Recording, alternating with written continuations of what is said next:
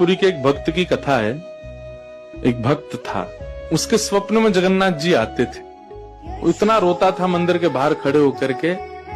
तो ठाकुर जी बोले, तू क्यों रोता है? बोले, आप बस मेरे साथ रहो, मुझे और कुछ नहीं चाहिए, और इस बात का मुझे अनुभव होना चाहिए कि आप मेरे साथ हो। तो भगवान जगन्नाथ जी ने उसको कहा, मैं तेरे साथ हमेशा हूं, और इसका अनुभव तुझे जब करना हो समुद्र की बालू में चलना, और थोड़ी दूर चलने के बाद फिर पीछे देखना, 2 पैरों के निशान तेरे होंगे और तेरे बगल में 2 पैर के निशान मेरे होंगे। उससे तुझे पता चल जाएगा मैं तेरे साथ हूं। अब तो वो रोज जाता, समुद्र के तट पर चल के देखता, थोड़ी दूर चलता तो 2 पैर के निशान उसके और बगल में छोटे छोटे छोटे चरण भगवान के।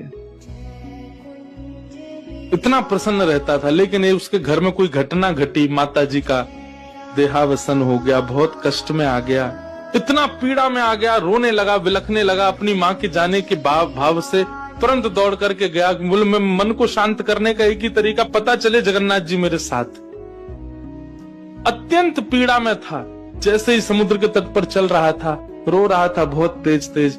पीछे मुड़ करके उसने देखा तो 2 ही पैरों के चिन्ह थे। जगन्नाथ मंदिर के बाहर जाकर बोला, मैं समझ गया, मेरी माँ का देहावसन इसलिए हुआ क्योंकि आप मुझे छोड़ के चले गए हो। अब आप मेरे साथ में नहीं हो।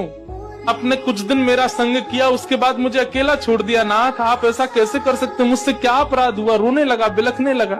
जगन्नाथ जी रात्रि में फिर स्वप्न में आए। क्यों रो रहा था? बोले, नाथ, आप मेरे साथ थे हमेशा, और आज आप मेरे साथ नहीं थे। मैंने जाके देखा 2 ही चरण चिन्ह थे, और आज ही मेरी माँ का भगवत धाम गमन हो गया। इसका मतलब आपने मुझे त्याग दिया ना? मुझसे कोई अपराध हुआ है? भगवान बोले, नहीं। तो फिर आज आपके चरण चिन्ह क्यों नहीं थे? भगवान बोले, कल तक मेरे चरण चिन्ह थे क्योंकि तू भी चल रहा था और मैं भी चल रहा था, परंतु आज तू पीड़ा में आ गया तो तुझे गोद में लेके मैं ही चल रहा था। वो मेरे चरण चिन्ह, तेरे नहीं, वो मैं ही हूं।